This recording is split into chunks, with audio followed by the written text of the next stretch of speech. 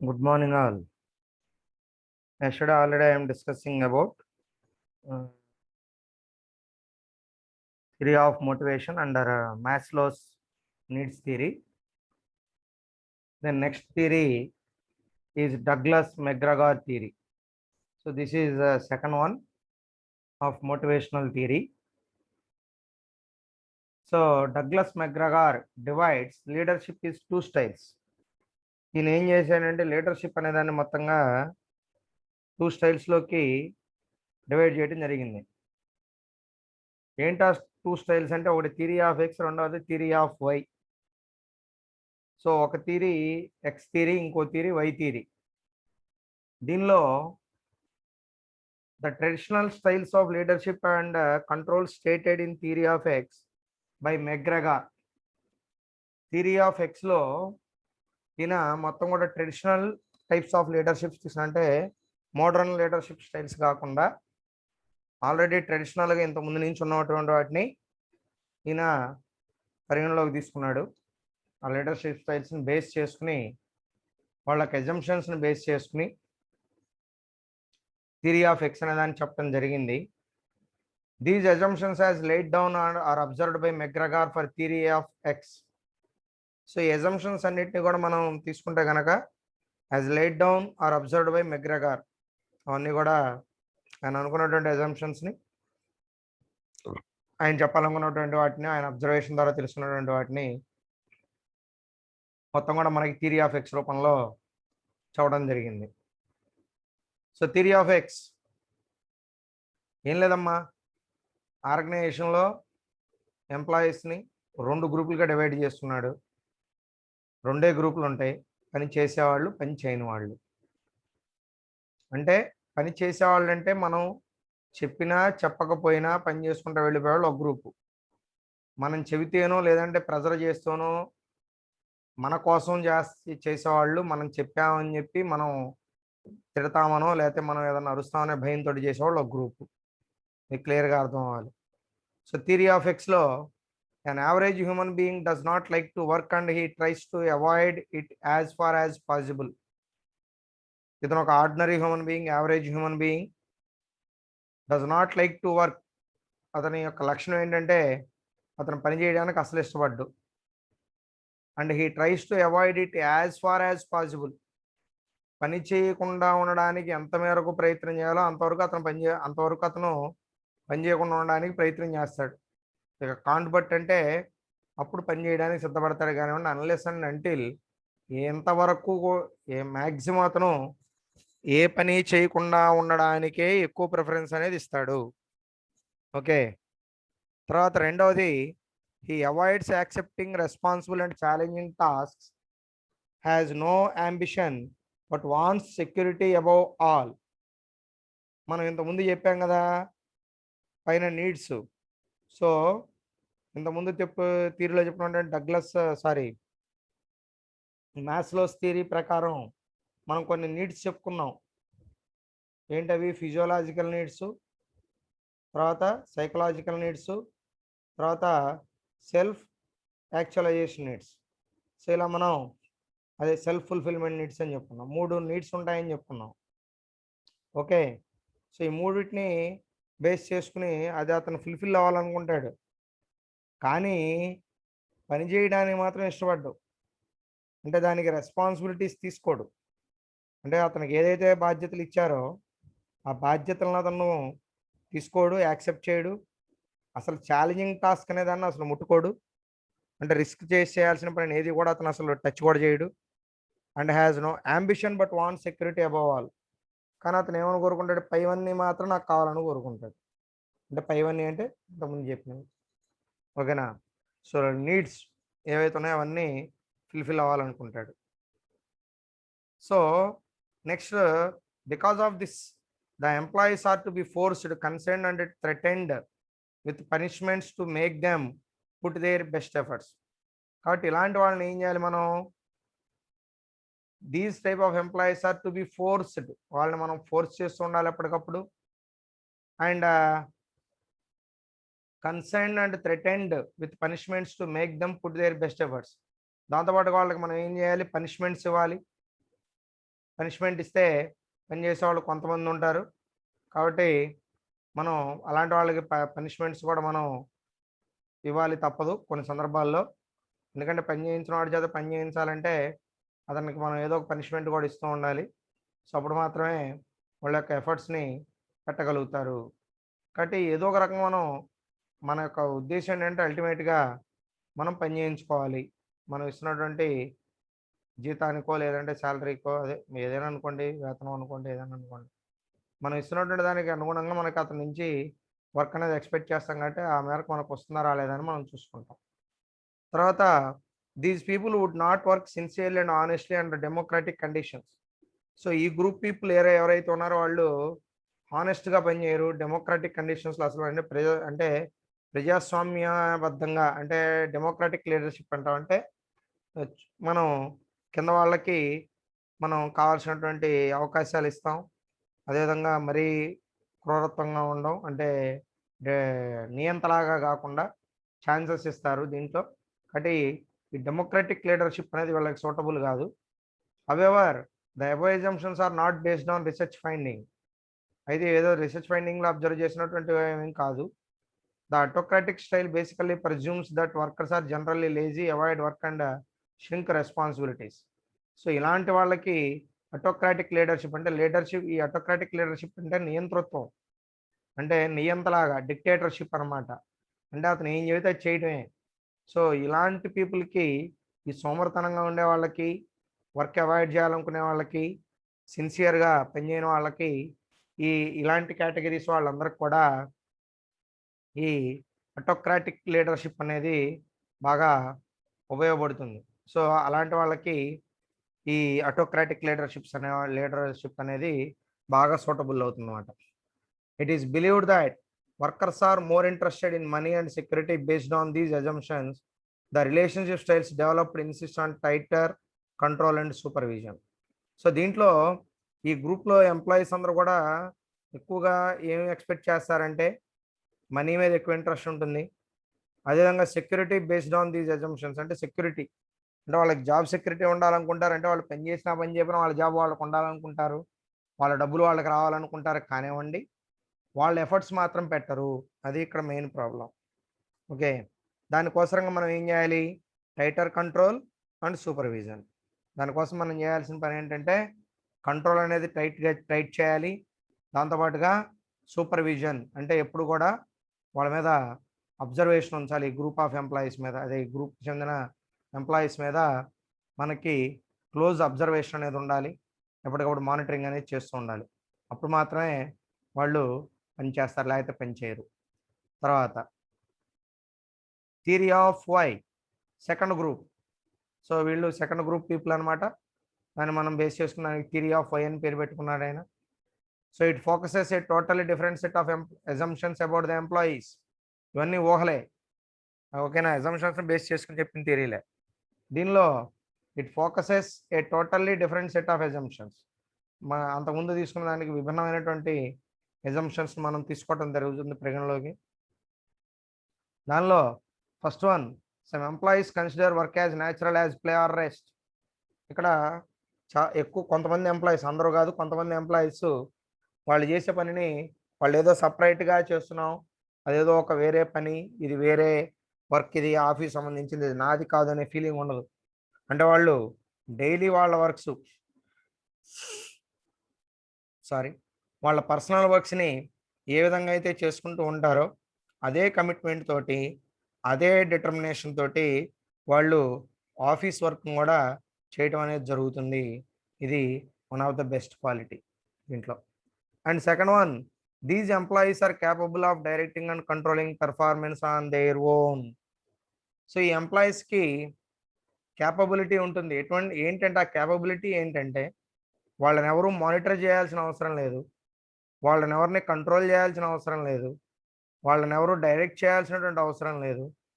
Because they are self motivated people and they do their own all these things. అంటే ఇక్కడ ఏవైతే మనం చెప్తున్నామో అవన్నీ గూడా వాళ్ళంతటికి వాళ్ళే చేసుకోగలరు. వాళ్ళ పెర్ఫార్మన్స్‌ని వాళ్ళే చెక్ చేసుకోగలుగుతారు. వాళ్ళ పెర్ఫార్మన్స్ తగ్గుతుంది అనంటే దాన్ని వాళ్ళే బెటర్ జేసుకుంటారు. ఒకవేళ తగ్గుతుంది అని అంటే ఎందుకు తగ్గుతుంది అనే దాన్ని వాళ్ళే ఐడెంటిఫై చేసుకుంటారు. కాబట్టి వీళ్ళ మీద మనం ఎక్కడా కూడా ఫోకస్ పెట్టాల్సినటువంటి అవసరం లేదు. మనం చూస్తున్నా పని చేస్తారు. మనం చూడకపోయినా కూడా పని చేస్తూనే ఉంటారు. కాబట్టి ఇలాంటి వాళ్ళతోటి మనకి పెద్దగా ప్రాబ్లమ్ ఏమీ ఉండదు.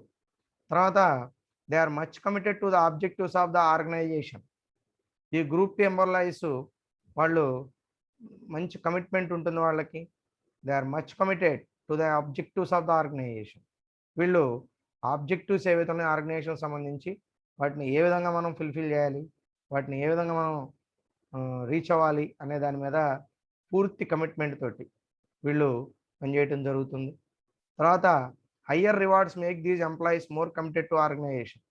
ఎవరైతే ఈ సెల్ఫ్ మోటివేటెడ్ పీపుల్ ఉన్నారో, ఎవరైతే మనం చేయమని చెప్పకపోయినా చేసుకుంటూ వెళ్ళిపోతూ ఉంటారో, అటువంటి వాళ్ళని ఐడెంటిఫై చేసి వాళ్ళని గుర్తించి వాళ్ళకి ఇవ్వాల్సినటువంటి మర్యాదనిస్తూ వాళ్ళకి ఇవ్వాల్సినటువంటి బెనిఫిట్స్ని ఇస్తే వాళ్ళు ఇంకా బాగా పనిచేయడానికి ప్రయత్నం చేస్తారు. ఎందుకంటే ఆర్గనైజేషన్ మన యొక్క శ్రమను గుర్తిస్తుంది. మన శ్రమకు తగ్గినటువంటి వేతనాన్ని మనకి ఇస్తున్నారు, ఇన్సెంటివ్స్ ఇస్తున్నారు, మనల్ని బాగా చూసుకుంటున్నారు, మనకి మంచి రెస్పెక్ట్ ఇస్తున్నారు. సో ఇవన్నీ అతనికి మనం ఆ ఐడెంటిఫికేషన్ మనం అతనికి ఇవ్వగలిగితే అతను ఇంకా బాగా కష్టపడి పనిచేస్తాడు, ఇంకా మంచి కమిట్మెంట్ తోటి పనిచేయగలుగుతాడు. తర్వాత given an opportunity they not only accept responsibility but also look for opportunities to out perform others. So వీళ్ళకి మనం ఇంకొక ఆపర్చునిటీ కూడా ఇవ్వాలి. ఇలాంటి వాళ్ళకి ఏంటంటే opportunity, they not only accept responsibility. వాళ్ళు కేవలం వాళ్ళ యొక్క బాధ్యతలను ఎక్స్పెక్ట్ చేయడం అనేది కాకుండా but also look for opportunities to out perform others. అదేవిధంగా వేరే వాళ్ళతో మనం ఎలా పోటీ పడాలి, ఎదుటి వాళ్ళ పెర్ఫార్మెన్స్ తోటి మనం ఏ విధంగా మ్యాచ్ అవ్వాలి, ఇలాంటి వాటి అన్నిటి మీద మనకి ఏమైనా ఆపర్చునిటీస్ ఉంటే కనుక యూ డెఫినెట్లీ డూ దెమ్. తర్వాత most of them highly imaginative, creative and display ingenuity in handling organisational issues. So దీంట్లో మొత్తం మేజర్గా ఎక్కువ మంది ఇమాజినేటివ్గా ఉంటారు. So most of them are highly imaginative and creative. దాంతోపాటుగా క్రియేటివిటీ ఉంటుంది. అండ్ డిస్ప్లే ఇంజెన్యూనిటీ, దాంతోపాటుగా ఇంజెన్యూటీ అంటే ఇంజెన్యూన్గా కూడా ఉంటారు in handling organisational issues. Okay, so this is about Douglas McGregor theory of X and theory of Y. In your examinations it directly asked as theory of X and theory of Y అని కూడా అడుగుతాడు.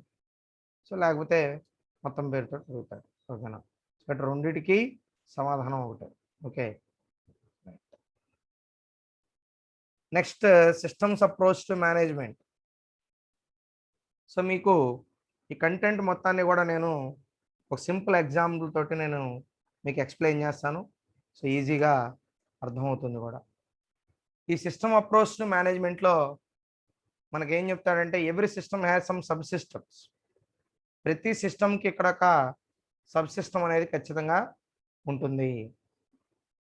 మనం human బాడీని ఎగ్జాంపుల్గా తీసుకుంటే human body is also a system. So the system having sub systems. ఈ human బాడీలో కూడా మనకి ఆర్గాన్స్ ఉన్నాయి, డిఫరెంట్ పార్ట్స్ ఉన్నాయి. సో మనం ఈ ఆర్గాన్స్ని పార్ట్స్ని మనం సబ్ సిస్టమ్స్గా అనుకుంటే, so all these sub systems are integrated and coordination and harmony in between all these different parts of the body, then only our health system is in a good status.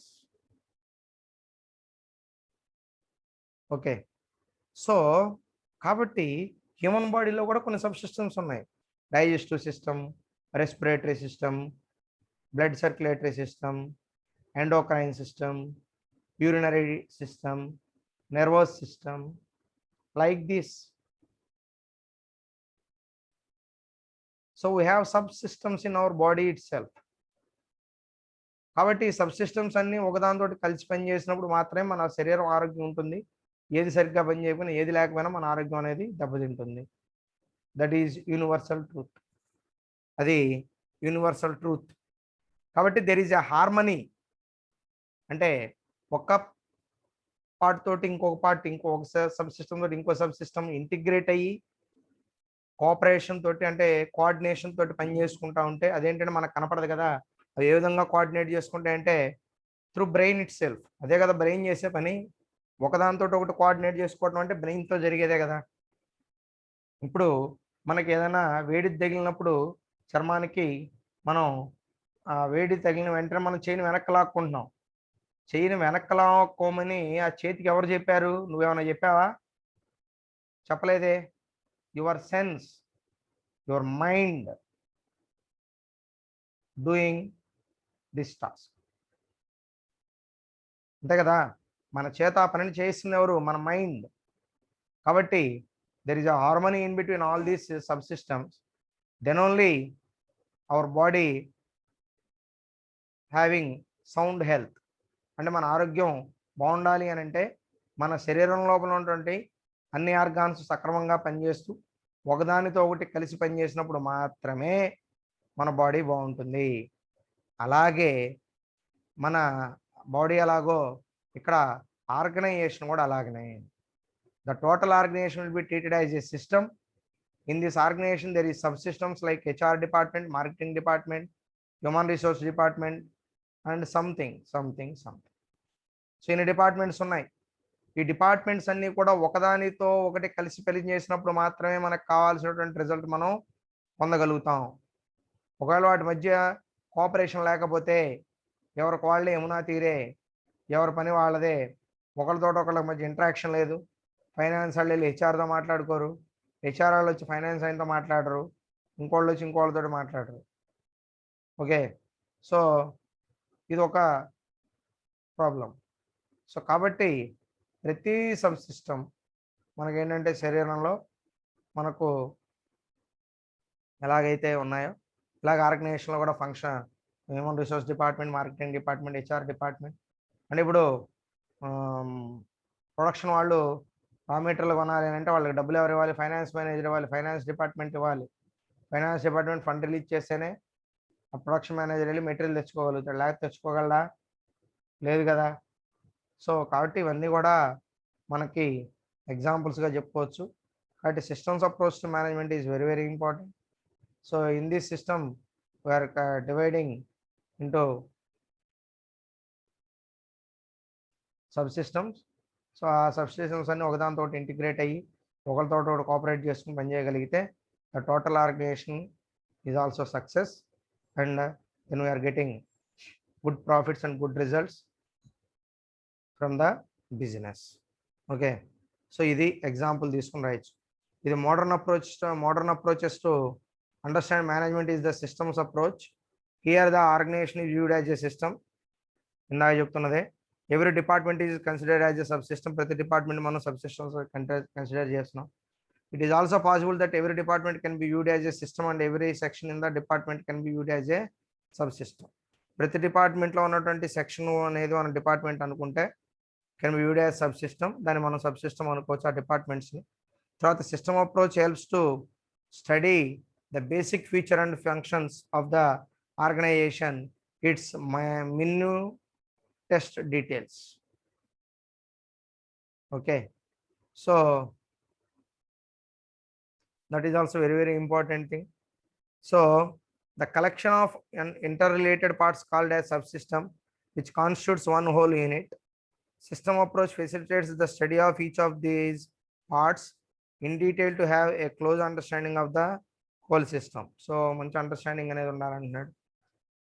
For example, every part of the study such as the eyes, so body study ante tabbadindi body.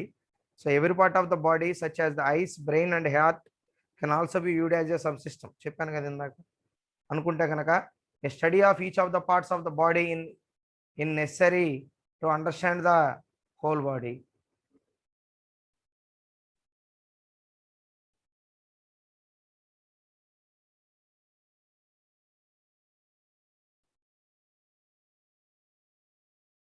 Okay, sorry.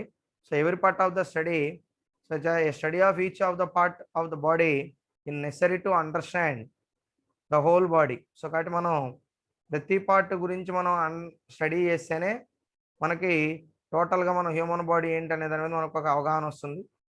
కాబట్టి మన human body మొత్తం మనం అర్థం చేసుకోవాలంటే ముందు మనం ప్రతి ఒక్క పార్ట్ని స్టడీ చేయాలి. అదేవిధంగా ఇక్కడ కూడా ఆర్గనైజేషన్లో కూడా ప్రతి డిపార్ట్మెంట్ మనం స్టడీ చేస్తే టోటల్ ఆర్గనైజేషన్ మనం స్టడీ చేసినట్టే.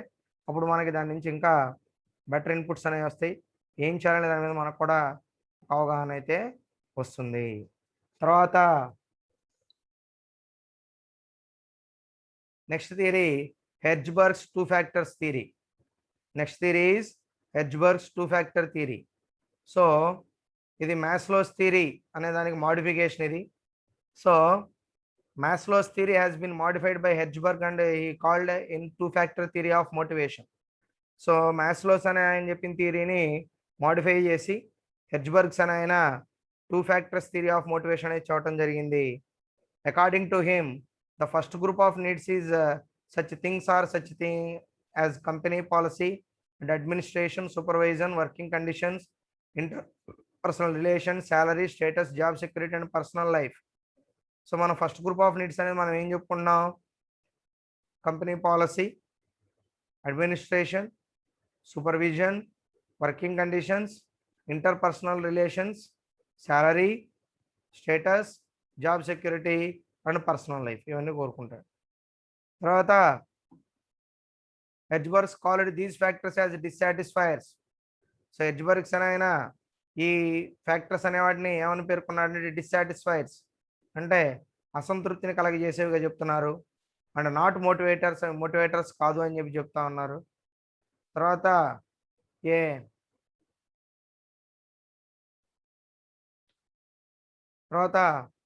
In the sense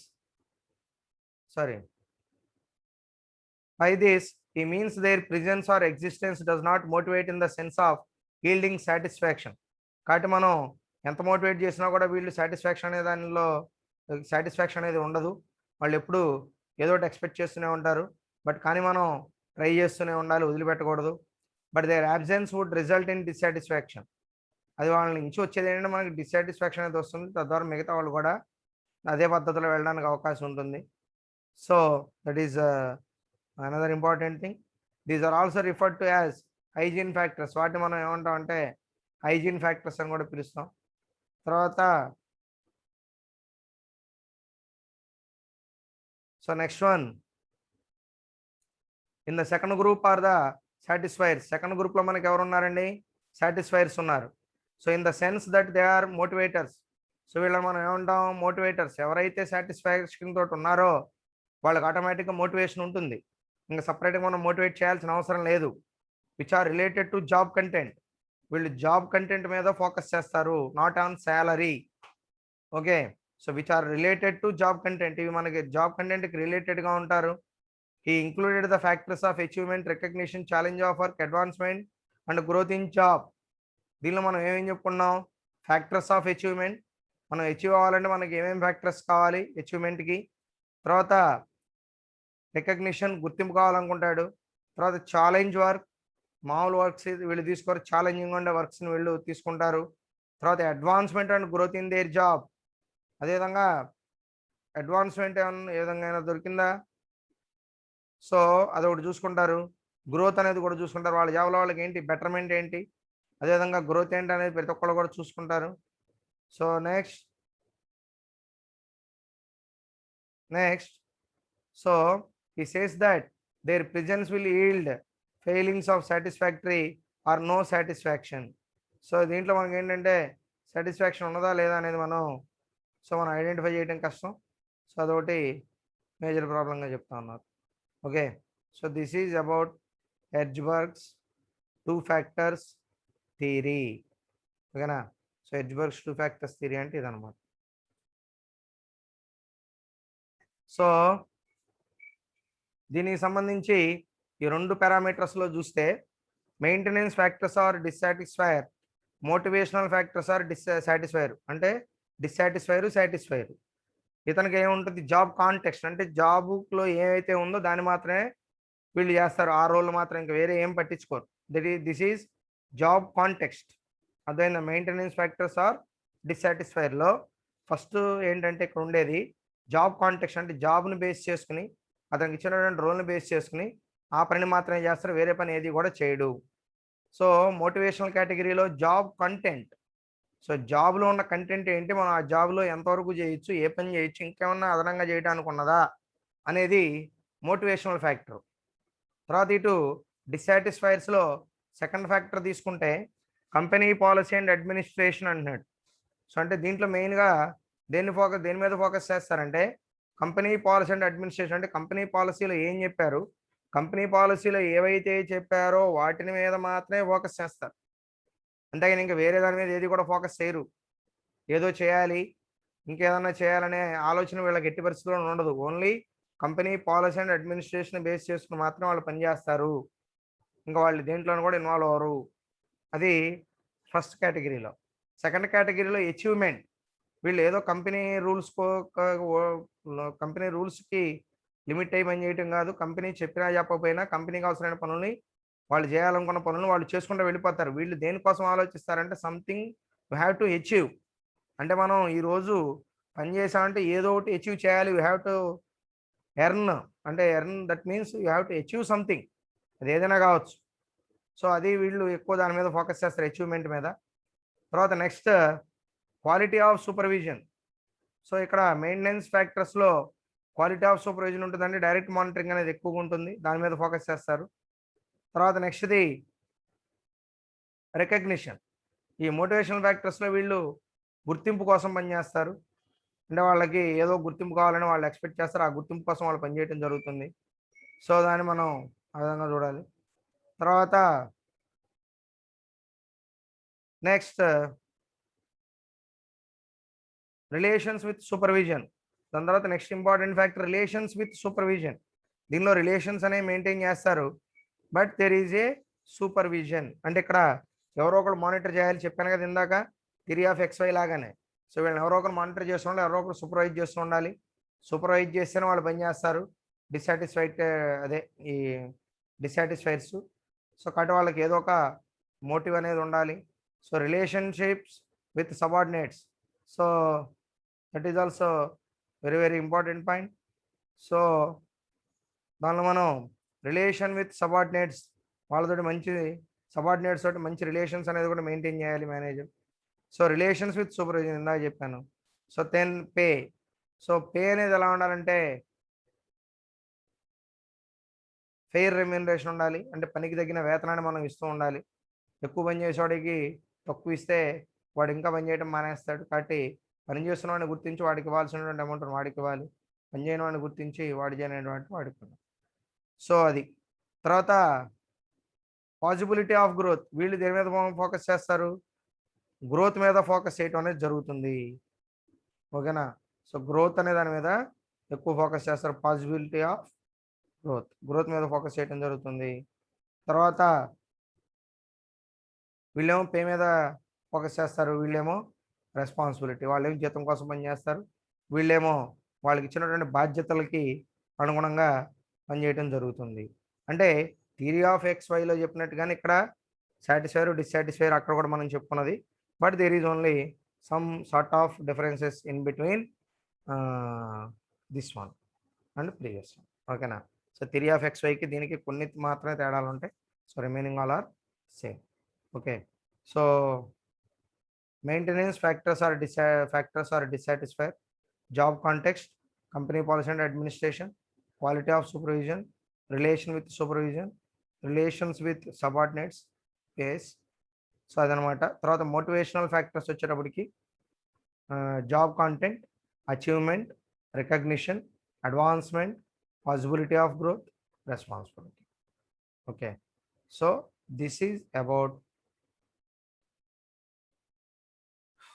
this is about the theory of motivation, which is set by Hertzberg's, that is called as Hertzberg's two factors theory. Okay.